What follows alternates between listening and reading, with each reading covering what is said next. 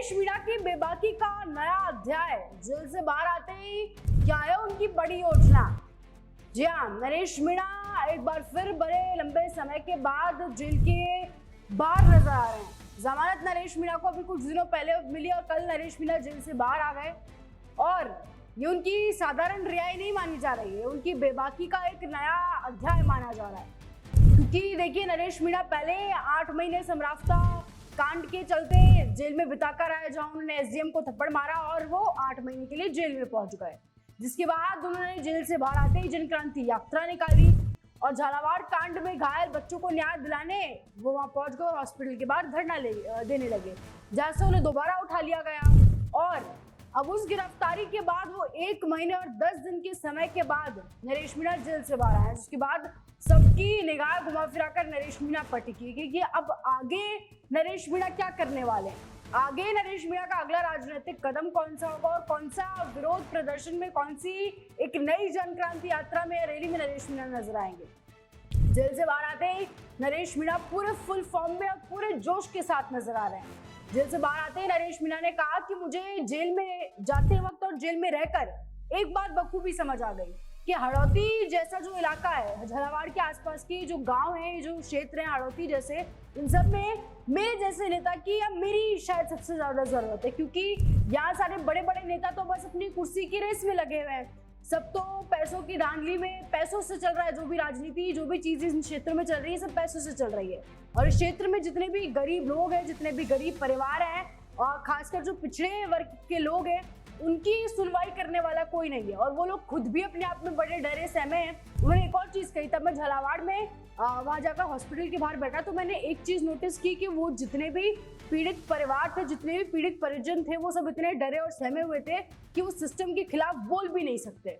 तो नरेश मीणा का कहना है कि इस क्षेत्र को मेरी बहुत जरूरत है। मैं चाहता हूं कि मैं आगे आने वाले समय में कहीं जाऊं ना जाऊं, पर मैं हड़ौती से हमेशा जुड़ा रहूं।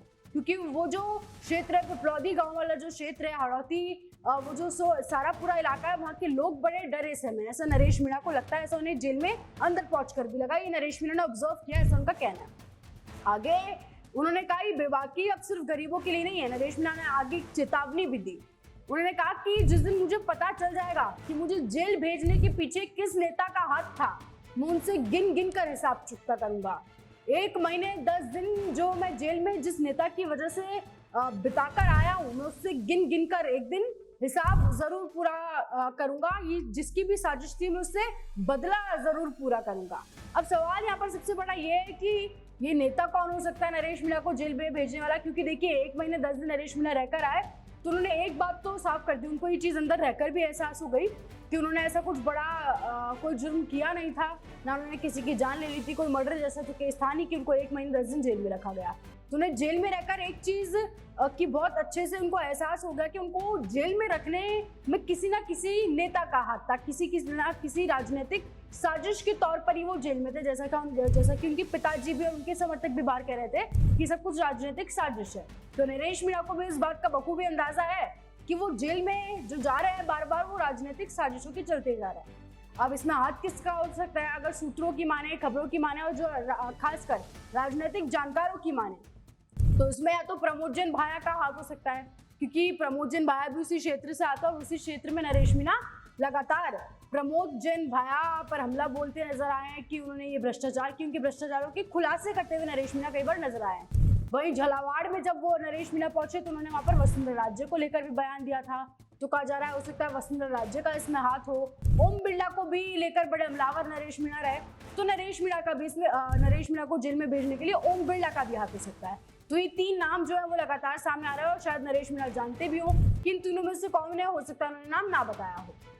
खैर, वहीं उपचुनाव राजनीति को लेकर नरेश मीणा ने अंता उपचुनाव पे ये जवाब दिया कि उपचुनाव, तब उनसे पूछा गया कि अंता में उपचुनाव होने वाला है, आप लड़ेंगे? तो उन्होंने कहा कि उपचुनाव लड़ूंगा, जरूर लड़ूंगा, क्यों नहीं लड़ूंगा, और निर्दलीय लड़ूंगा। ना तो कांग्रेस की तरफ से ना बीजेपी की तरफ से मैं किसी के भी पाले में नहीं हूँ, लेकिन जनता की जो भी इच्छा होगी मैं लोगों के पास जाऊंगा, मेरी टीम को भेजूंगा, टीम से चर्चा करूंगा और सर्वे भी करवाऊंगा क्या वहाँ के अंता का जो क्षेत्र है, वहाँ के लोगों के बीच में मेरा प्यार है या नहीं, वो मुझसे कोई उम्मीदें रखते हैं या नहीं। हम सर्वे जरूर करवाएंगे हमारी टीम से और मैं अंता का उपचुनाव निर्दलीय जरूर लड़ूंगा।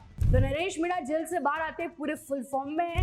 जिस तरह से पहले वो राजनेताओं पर टिप्पणी करते थे, सिस्टम के खिलाफ वो बोलते नजर आते थे, अभी भी नरेश मीणा उसी जोश के साथ उसी फुल फॉर्म में बोलते हुए नजर आ रहे हैं। और इस बार तो उन्होंने ये बात बहुत बड़ी कही, क्योंकि देखिए तब वो 8 महीने का समय जेल में बिता कर आए थे, तब उन्होंने ये नहीं कहा था कि जिस भी नेता का जेल में मुझे भेजने में जिसका भी हाथ था मैं उससे गिन गिन कर बदला लूंगा, तब नरेश मीणा ने नहीं कहा।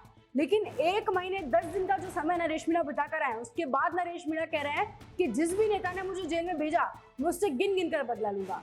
तो नरेश मीणा शायद जानते हैं किसका वो नाम है और कभी बदला होगा।